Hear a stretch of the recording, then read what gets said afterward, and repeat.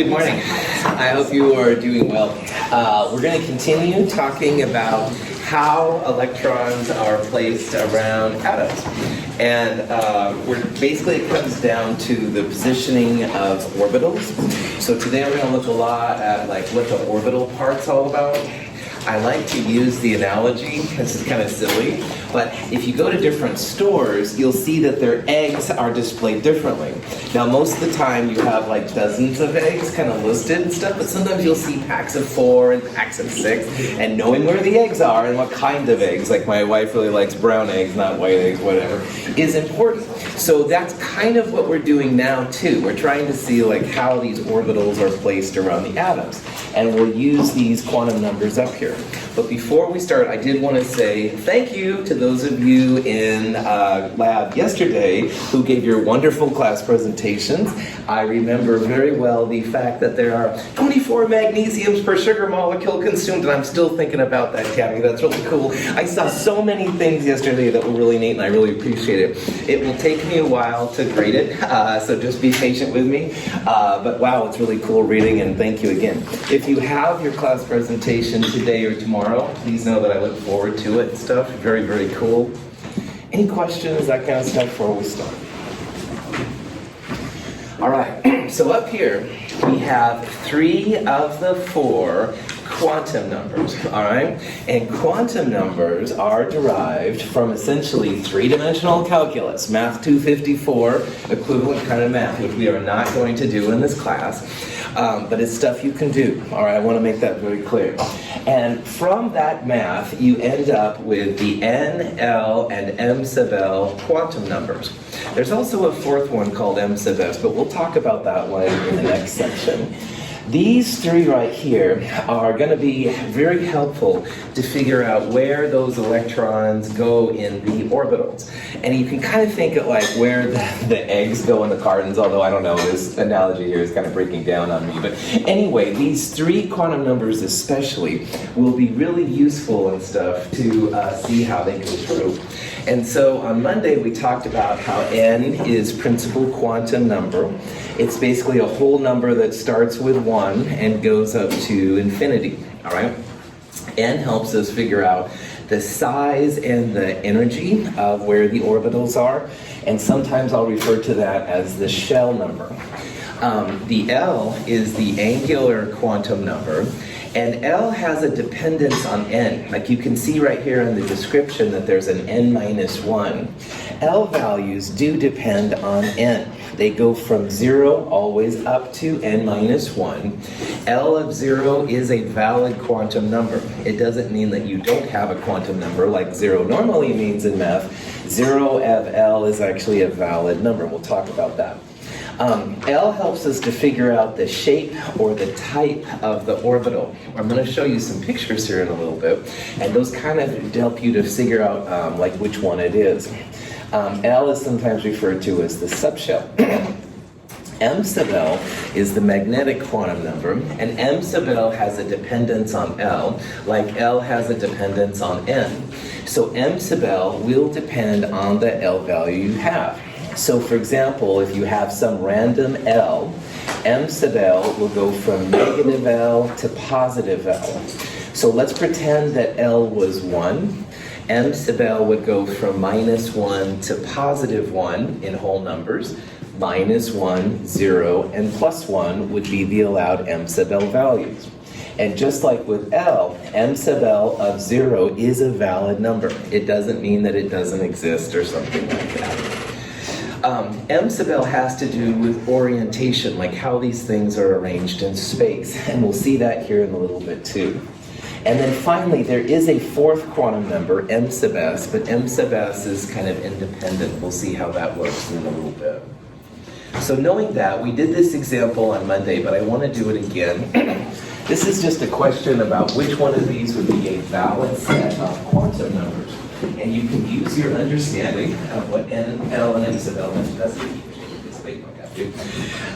So first of all, always start with the N. N's going to be a whole number, all right? And 4, 6, 2, and 3 are all whole numbers. N will never be a number which is negative, and N won't be 0. but all of those fall in that category, so it's no problem. L can be no bigger than n minus 1. So for n equals 4, the biggest L would be 4 minus 1, or 3. And you can see L sub 1 is totally fine. That's not 3 or greater than 3. If you skip down to C, though, notice here how now we have n equals 2, L equals 2. But L can be no bigger than n minus 1. So if n is 2, that means the largest L would be 2 minus 1, or 1. So C here would be an invalid set of quantum numbers. And again, I kind of like to use the idea that this might be an egg that's not in a little case, all right? It's like kind of wobbling, kind of crazy. And an egg not in a case would fall to the ground and break and be a mess. Electrons that don't have orbital, which is kind of what we're doing here, will also go kind of crazy, all right? They'll react with water or oxygen or something like that. So knowing what a valid set of quantum numbers is really important. This is a quick reminder to me too. L is often like a kind of a cursive L like this one, but sometimes it's just a regular L like that one. We'll see it both ways. Any questions on that? So n of L can be 1 less than the principal but greater than -1. Yes, that's right. You'll always have an L of 0, Joseph, regardless of the n value. But the important thing is that L can't be any bigger than n minus 1. So for this one, because n is 2, the biggest L here would be 1. All right? We'll see more of this here in a little bit. Okay. These are pictures of the different orbitals, all right? So these are like the places that the eggs will go. And this is a little bit weird, but we have in chemistry essentially like a 1 orbital egg carton. We have in chemistry a 3 egg orbital carton. We have a 5 egg orbital carton. This egg thing is really weird. I apologize. I don't know where my caffeine is taking me this morning. But anyway, what we're seeing here are like the places that the electrons are going to go. These are actually pictures based on mathematical constructs and stuff like that of where the electrons are going to be. Now, notice that there's 3-dimensional space associated with it. In chemistry, Heisenberg's uncertainty principle says we have to make a choice whether to know the energy of the electron or the position of the electron. And on Monday, we talked about how in physical science, we're so interested in the energy. We want to know that as accurately as we can.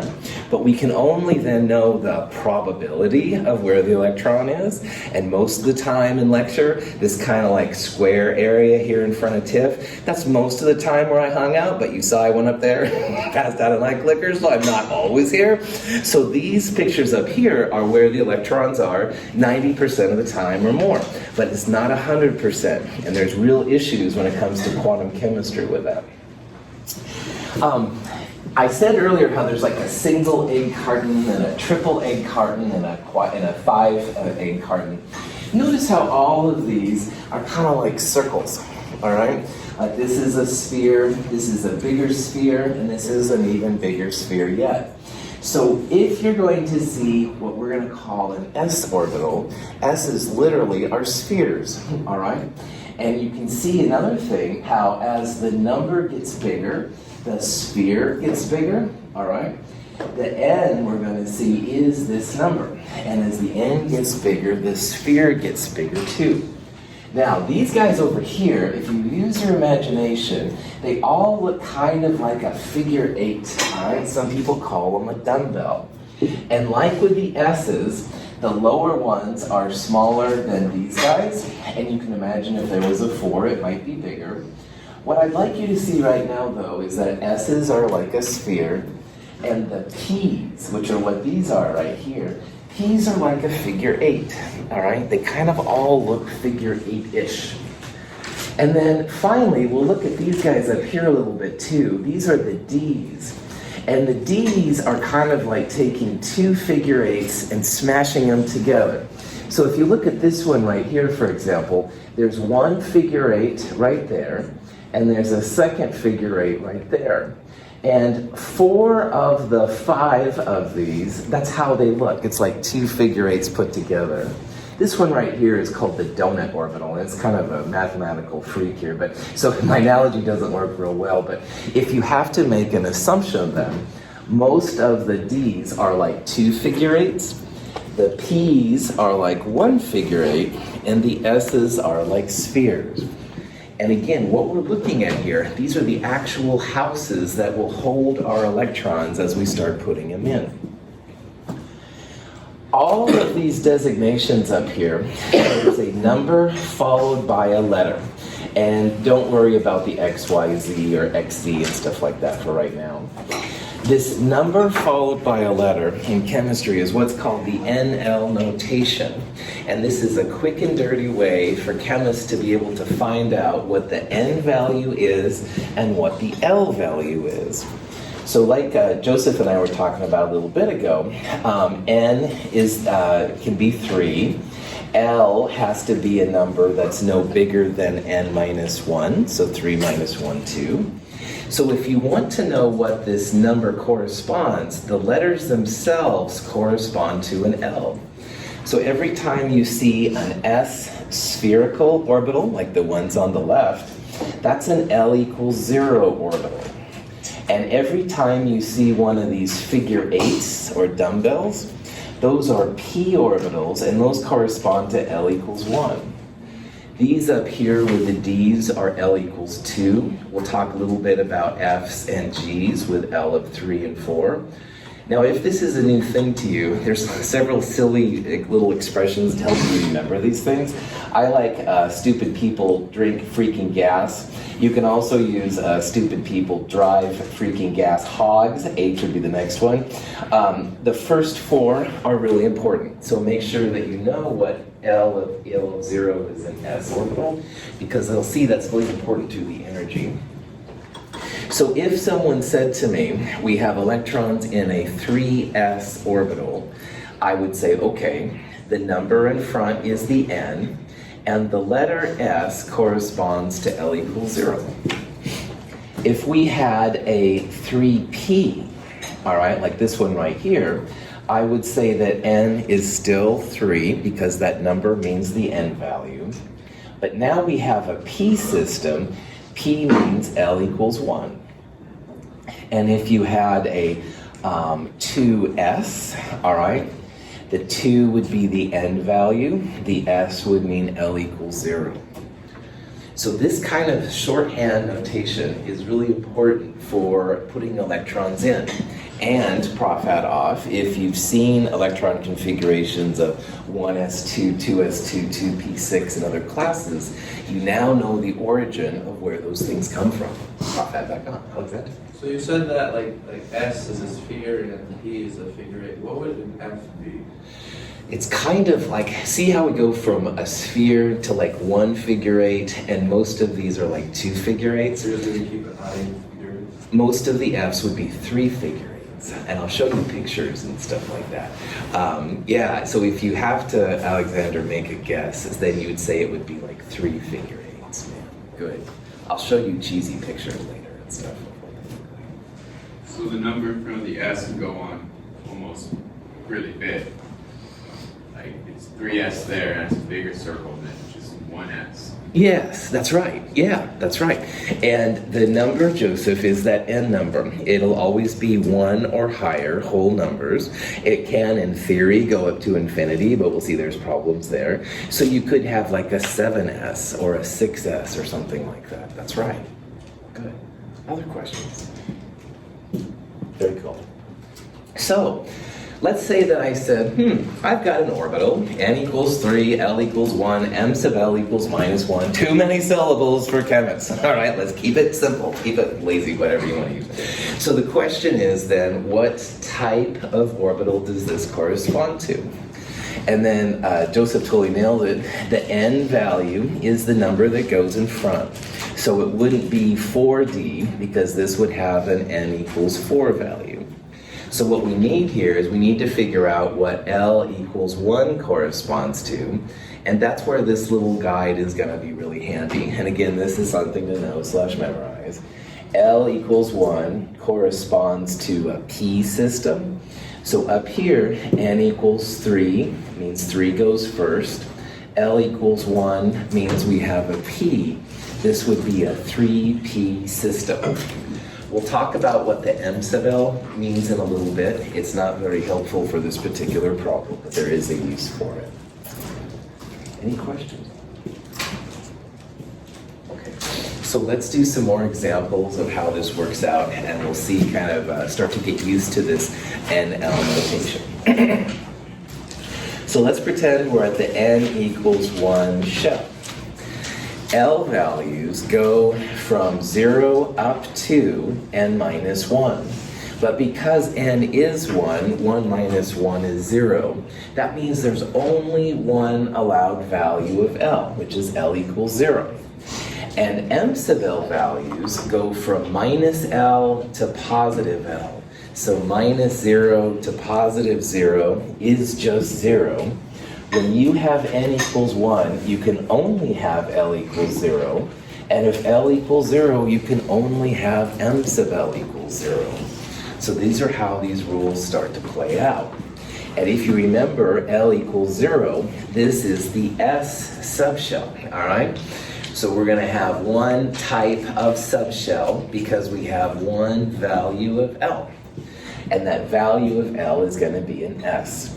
Now, M sub L, which we haven't talked about as much yet, M sub L will tell us the number of orbitals, the number of places we can put electrons. We have only one allowed M sub L value. M sub L is 0. So that one value means we're going to have one orbital. And again, I want to repeat, L of 0 and M sub L of 0 doesn't mean it doesn't exist like in math, all right? Those are valid numbers here in this quantum world. L of 0 would imply one subshell, and M sub L of 0 would imply one orbital. So what this is, in the NL notation, this is the 1s subshell, all right? The number n goes first. If L is 0, L of 0 means you have S. So if you have seen chemistry electron configurations before, you always start with like 1s2. This is the 1s. Woohoo! You now know what it means. Oh, score! I know you're excited. Again, n equals 1 is the number. S means L equals 0. It's referred to as an S. Supposedly S is a spherical thing. That's where the S comes from. I don't know, though. I'm a little skeptical. A lot of these things are German. I have no idea what spherical is in German. However, let's pretend anyway that S means spherical because that's what it is. That's one of the little beach balls we saw in that last picture. Cool. This is like an example of a street and a house and a room, which was something else I talked about on Monday. We're going to see that the streets are the n values. And what we've just shown here is that on the n equals 1 street, there's only one house, which is the number of allowed subshells, only one L value of L equals 0. And in that house, there's one room, one orbital, this one allowed M sub L value. And sometimes that's kind of helpful and stuff when you think about these things. Okay, these are pictures now, based more on math, of what some of the s orbitals actually look like. And again, every time you have an L equals 0, this is a spherical system. Now these pictures right here are for the 1s. And you can see, for example, that this is the probability of where the electron's going to be. So just like since I've been talking to you, I've kind of ran around this little area a lot, all right? Like sometimes I'm over here and sometimes I'm closer to TIFF. These little blue dots are where the electron is over time. And it's very random, but you can see there's definitely a propensity right around that area. This is a cutaway of the probability of where the electron's going to be. And most of the time, the electron is from here to here. And this would be like the nucleus, and this would be as far out as it goes. These usually have about a 90% confidence rate, which means 90% of the time the electron will be here. But just like I now am outside of my little square, sometimes the electron goes outside of these confidence areas too. So again, it's like the best guess where the electron is, but we don't know for sure. Another thing that's important is when it comes to waves, which is how these electrons are, they're just like waves. There's going to be places where there's a node, and a node is just a place where there's no electron density. And the punchline of figuring out how to calculate the spherical nodes is you go n minus L minus 1. So let me make another list here so we're all clear. 0, 1, 2, 3, S, P, D, F are the letters. If you have, for example, a 6s orbital, which is what this weird thing is right here I'm going to talk about a little bit. 6 means n equals 6. S means L equals 0. 6 minus 0 minus 1. This is going to have 5 spherical nodes. And this isn't the best video, I apologize, but hopefully you can see there's like alternating colors. And in between each of these colors, you have an area of a node where there's no electron density. And when it comes to making molecules, you must know about these nodes, because if you don't have any electron density overlapping with other electron density, no bonds will form. So let's say that Tiff is the other atom and I'm the first atom. If I have a node, it's like trying to make a handshake with Tiff and I'm pointing in the wrong direction, all right? You can't make the bond. Oh, thanks, Tiff. Tiff is so cool to sit down here. The rest of you are chickens, not just joking. No, Tiff, you rock. Prophet, pack on. Oh man, anyway. Where was I talking about? Yeah, the handshaking, right. So nodes are like having electron density in the wrong place. You can't make the bond. You can't make the handshake and stuff that we've talked about so much. So on this slide, a couple of things. First of all these crazy spherical nodes are just big beach balls, all right? And the other thing now, which I'm introducing here, is that some of these things are going to have spherical nodes. N minus L minus 1 is the way to find out how many spherical nodes there are. And again, when it comes to bonding, making the handshakes between atoms, you've got to know where your nodes are, where there's no area of electron density. Any questions? So you say n minus L minus 1? Yeah. Trying to figure out how many nodes it has? Cool. And specifically, Joseph, it's spherical nodes. We're going to see there's another kind of node which is important. And again, when you're a chemist and you want to make a molecule, you can't have a node interacting with the other atom, or else there won't be any connection made and stuff. So no handshaking. Good. Other questions? I thought a node was required to make a bond. If you have a node next to the atom, you won't be able to make a bond, all right? Joseph, like I said, it's kind of like me trying to shake Tiff's hand this way. It's just not going to happen, man. The electron density has to be between the atoms to make like the connection and stuff. Good question. Okay.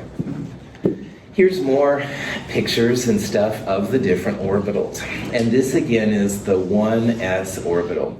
If you've seen how electrons get placed in atoms, you'll know what this means. And if you don't worry about it, we're not there yet. We're really, as I said, kind of tearing apart all this stuff to see where the 1s comes from, and 2s and 2p and stuff. But anyway, 1s, the s always means spherical, all right? And again, with 1s, that means n is 1, and s means L is 0. And 1s is a very small kind of sphere. It's very close to the nucleus. This is kind of a cutaway. The little black dots here are where the electron is most of the time.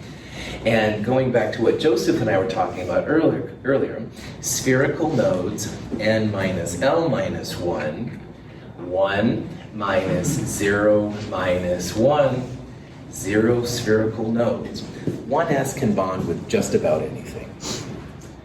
But when you get to the 2s orbital now, first of all, look at how this is a bigger orbital, all right?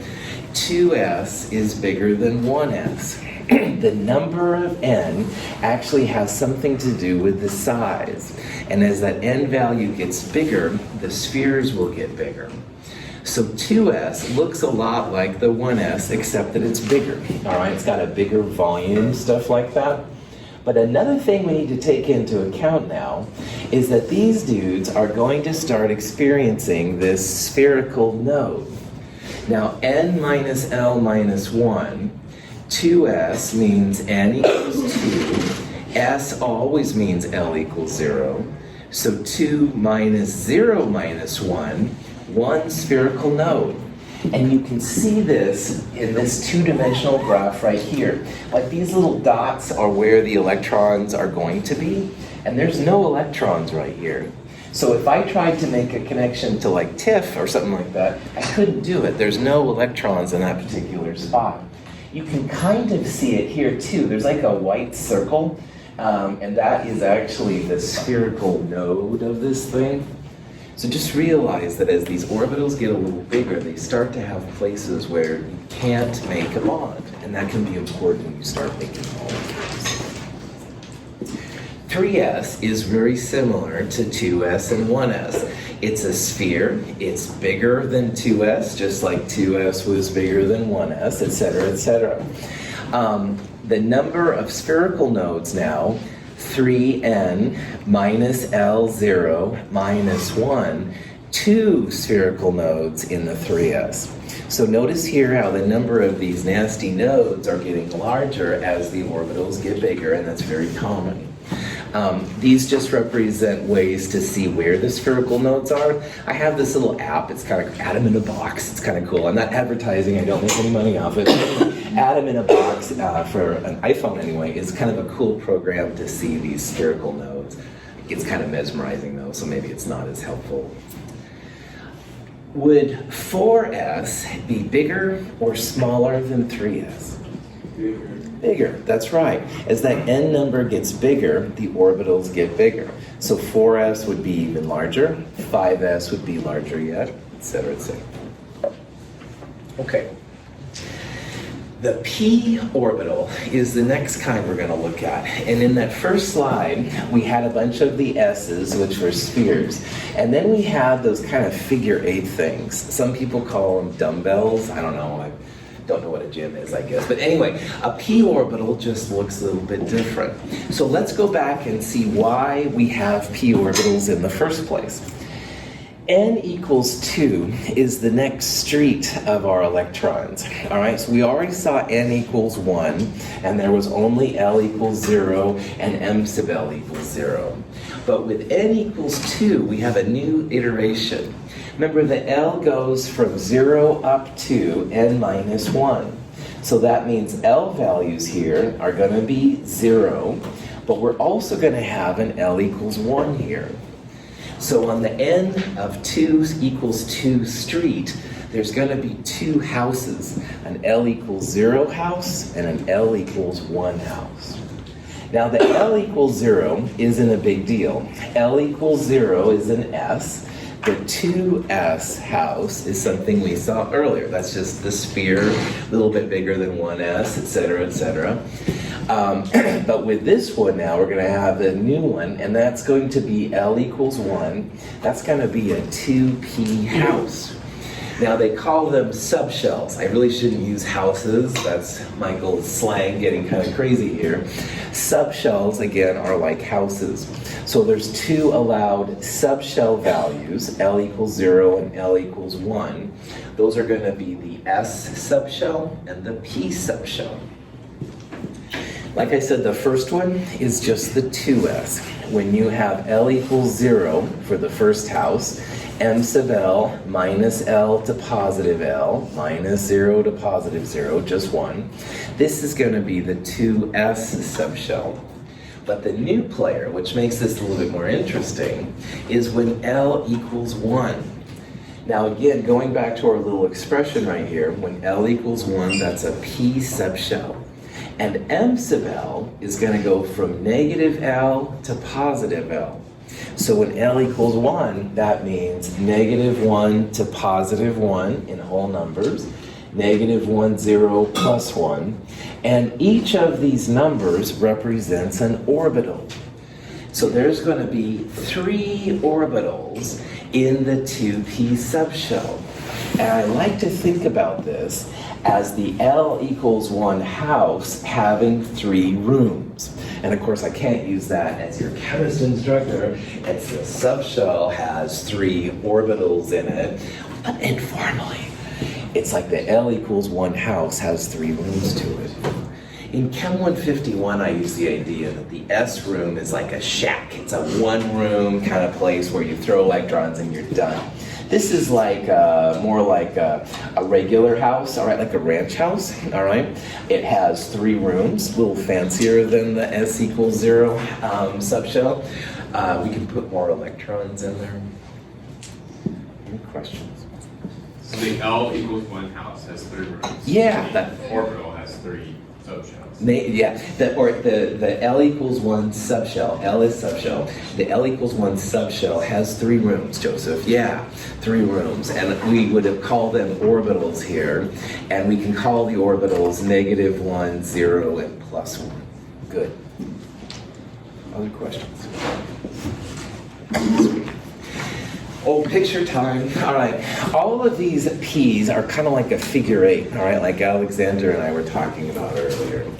And the reason there are 3 of them, -1, 0, and +1, is that it has to do with the orientation of the orbitals in space. So what these pictures are trying to show, all right, is that you have an XY light blue plane and the Z-axis up and down. So notice that this one, the p orbital is right on the z-axis. And on this one, it's right along the y-axis. And for this one, it's right along the x-axis. So these orbitals are literally like x, y, and z. They're all figure 8s, but their orientation is different. So there's x, y, and z, 3 different positions. That's obviously better. That's how scientists interpret these 3 rooms, all right? There are 3 rooms in this subshell, but they differ in order of what they're oriented to. Now remember that all of these things are going to hold negative electrons. So something tasty and positive comes up, which of course is attracted to negative things. If the positive thing is up here, then the negative electrons here will be attracted to it more than these guys would, because their electrons are pointing along different axes. So knowing where the orientation is sometimes helps scientists to figure out why molecules form and how they do. But the other thing is that, oh man, here's this node thing again. There's another kind of a node in chemistry, and they're called planar nodes. And you can think about it literally as taking a sheet of glass and splitting the orbitals in half. So like here's a sheet of glass that goes literally right through the orbital, all right? This sheet of glass is this hand, and it's kind of bisecting the 2 orbitals. So you've got a part above and below. This one right here, if it was oriented like this, there would be a sheet of glass kind of going that way. A planar node is another type of a node you have to take into account when you're thinking about bonding. And all of these have one planar node associated with them. So we already saw that the number of spherical nodes equals n minus L minus 1. Now we're seeing another kind of node called a planar node. And the punchline is that the number of planar nodes equals L. What's the value of L for a p orbital? What's the L value, not the spherical nodes, what's the L value when you have a p system? 1, yeah, right on. Notice how all of these have one planar node. How many planar nodes would the s orbitals have? 0. We didn't worry about them. They didn't have these sheets of glass going through it, man. S's, I didn't even bring it up. But I do have to talk about planar nodes now with the L equals 1 p orbitals. So these guys all have one planar node. We're going to see that when we get to the D's, they're going to have 2 planar nodes, etc., etc. here's more home pictures. No, not really, they're mathematical constructs. This is a 2px. Now the x now, what you know about this is that if you have p's at x, y, and z axis, this one is supposedly along the x-axis. So you can see in this little diagram, that little figure 8 is right there. It has the planar node going right through it, all right, that icky thing right there. Again, these are probability, where the electron is most of the time. The 2py and 2pz would be really similar. The 2py, you'd have the figure 8 right here along this axis, and the z would be coming out of the board and going back into the board to it. When you get to the 3p system, all right, two things are happening. All right, first of all, notice how 3p is a lot bigger than 2p. All right, just like we saw that 3s was bigger than 2s, and 2s is bigger than 1s. 3p is larger than 2p, and correspondingly 4p would be larger too. Now, 3p still has that planar node going right through the middle, but we also have to start thinking about the interesting spherical nodes, n minus L minus 1. Remember, when 3p, the number means the n, p means L equals 1. So 3 minus 1 minus 1, one spherical node as well. The nodes and stuff become real troublesome as you get to larger orbitals, because you have to think about not just the spherical nodes, but also the planar nodes that happen in here. Any questions? Planar nodes will always happen on p and above. Yeah. The number of planar nodes equals the L value, all right? And so this is just another good reason to make sure you know this SPDF kind of thing. I might be getting ahead of myself, but isn't there a 4s orbital before the 3d orbital? The order of the orbitals is the next big thing we're going to talk about in Chapter 6, Part 2. Yeah, and it does come first. We'll talk about the ordering and stuff in the next section. Yeah, so no, you're on it. You're thinking the big picture. Eric. So these spherical nodes are not actually a complete full sphere. They're more like a shell of a sphere with something that Yeah. the electrons would never use. You bet. All of these spheres and figure eights are just mathematical constructs for where the probability of electrons you have. And so it's not like you have a truly dense sphere. You've got electrons and waves moving around. Other questions? Yes, listen. What kind of atom is P? Ooh. The number of electrons in the atom are going to be used to fill in the orbitals, which is going to go along to what Caleb just asked about. So what we're doing is we're like building the framework, all right? We're seeing where the houses are, on what street, and how many rooms are in each house. And then in the next section, that's when we're going to start putting the electrons in. Punchline. 3p starts at aluminum, but we're going to talk more about this. Oh, I can't resist. You guys get me on a tangent. Yeah, 3p starts at aluminum, but we're going to talk a lot more about this coming up. So let that tease you until I can get to that section. Good. But Alyssa's question, and Caleb's is really good here, man. We're building the framework, all right? We're getting away the dust, and we're seeing where are the houses on the streets and what kind of houses there are. That's what we're building up here and stuff, so. 4p is a type of a orbital, all right? What does the 4 mean in terms of n? What's the n value here? 4, that's right. The number in front is what the n value is. P refers to L, and if you look on the little chart over here, P means L equals 1.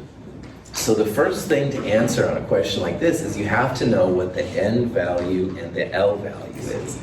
The number is the n. P means L equals 1. And now what it says is let's figure out the total nodes.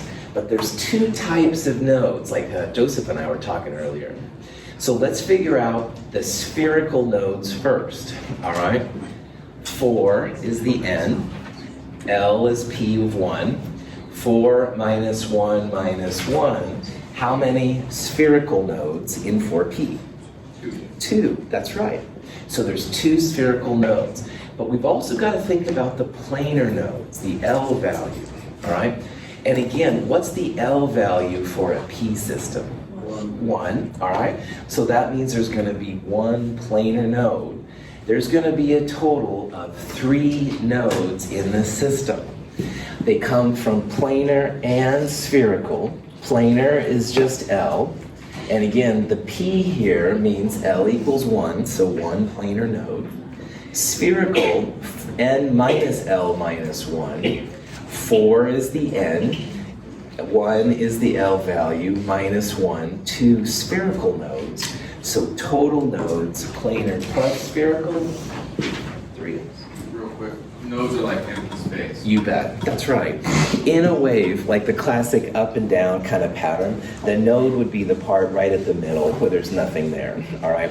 Where it's above or below the line, that's where you're going to have like electrons, all right? But where it touches the line, there's no electron density. And all of the things we're going to do, Joseph, from here to Chem 223 are about electrons basically interacting with other electrons. You've got to have electron density to make bonds. These nodes are really troublesome for chemists if you happen to get it. Cool question? All right.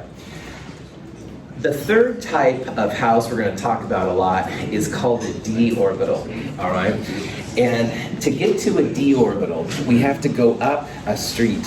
So we talked about n equals 1 street with the 1s orbital. We just talked about n equals 2 street with a 2s and a 2p. When you get to n equals 3, L always starts at 0 and goes up to n minus 1, 0, 1, and 2. Now, the 3 subshells, the 3 houses we're going to look at, the first one is when L equals 0. Remember, M sub L always goes negative L to positive L.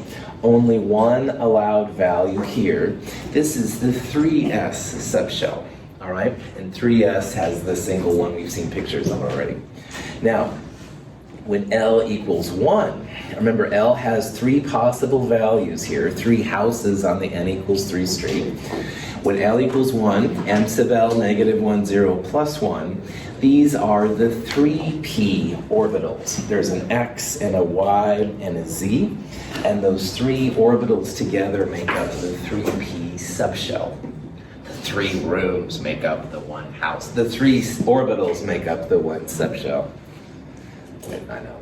I should be fired probably. Anyway, the newest player on the block though now, that we only get to with n equals 3, is when we have L equals 2. Now L equals 2 is a D letter. So this is the first time we've seen a D. And when you get to L equals 2, M sub L, negative L to positive L. So that means negative 2 to positive 2 in whole numbers. Negative 2, negative 1, 0, plus 1, plus 2. 5 allowed M sub L values, 5 allowed orbitals. So in this silly house idea, the L equals 2 is like a split level house, fancier than a ranch house, 5 rooms inside. Better for your family, whatever. All right, you can imagine the kind of things real estate people will throw you. Anyway, L equals 2 is a type of a D subshell. And since it comes from the N equals 3 shell, we would call this the 3D subshell. So you're seeing here how S's had just 1 room, the S room. The P's had 3 rooms, corresponding to the 3 M sub L values. Now at this level, with the D, you're going to have 5 rooms, negative 2, negative 1, 0, plus 1, plus 2. Those are the 5 orbitals of the L equals D, L equals 2D subshell. Cool. These guys are pretty chill. Now again, the first ones are like 0, they're just like a sphere. The second one, P, when L equals 1, you've got the 1 X, Y, and Z orbitals, the 3 orbitals. They call them dumbbell. But the next 2, like we talked about at the beginning, are kind of like 2 dumbbells together. There's that weird donut one we'll talk about in a little bit. But if you had to make an overall guess, they look kind of like 2 figure 8s. So the darker brown would be 1 figure 8, and the light red, if you will, is a second one. Now we saw earlier that planar nodes equals L, And since we're on a D subshell, that means L is 2. There should be 2 planar nodes. And if you use your imagination a little bit, these sheets of glass, these planar nodes, kind of bisect like that. You've got like an X kind of a pattern. And so these guys are going to have 2 places where they won't be able to interact and make bonds with other atoms. Here is a type of a picture showing one of these double dumbbells. So you can see there's like a light blue and a dark blue one. And again, these are trying to show the sheets of glass that bisect it. And so that's why, again, you couldn't make connections between the central atom and the outside atoms if you get on one of these crazy nodes. And with the d orbitals, that can be really important. We'll see this in Chem 223. So these are just more pictures trying to show, here's the X, Y, and Z of the P's. This is an example, again, of a D having the 2 planar nodes. So you can see there's like 2 sheets of glass that kind of go through it. The number of planar nodes just equals L. The F's would have 3 planar nodes, etc., etc. So let me just show you some cool pictures of math. All right, this is what they call the 3D XY. You don't need to worry about the little XY, but if you're curious, I know some of you are, the XY means that the orbitals are between the X and the Y axis. So if you use your imagination a little bit, like this would be one dumbbell, and this would be a second dumbbell, and they're between the X and the Y. Again, it's nothing you have to worry about, but that's what it would refer to. Most of these d orbitals look like that, with like 2 dumbbells coming together. This is the XZ orbital. And again, you can see it's, if you use your imagination, we have 2 dumbbells. They're between the X and the Z. Again, these nodes here, not nodes is the wrong word, these bulbous areas are places where the electron is more than 90% of the time. This little thing right here is a way to calculate the probability of where the electron is. And again, you can see that most of the time it's under this graph.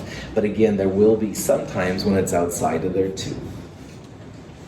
The YZ is very similar. Again, I really like the d orbitals, so maybe I'm showing them more than the other ones. Sorry, instructor's bias. This one is the one I wanted to get to. This is called the donut orbital. And it's due to math that you start to have this really weird donut thing in the middle.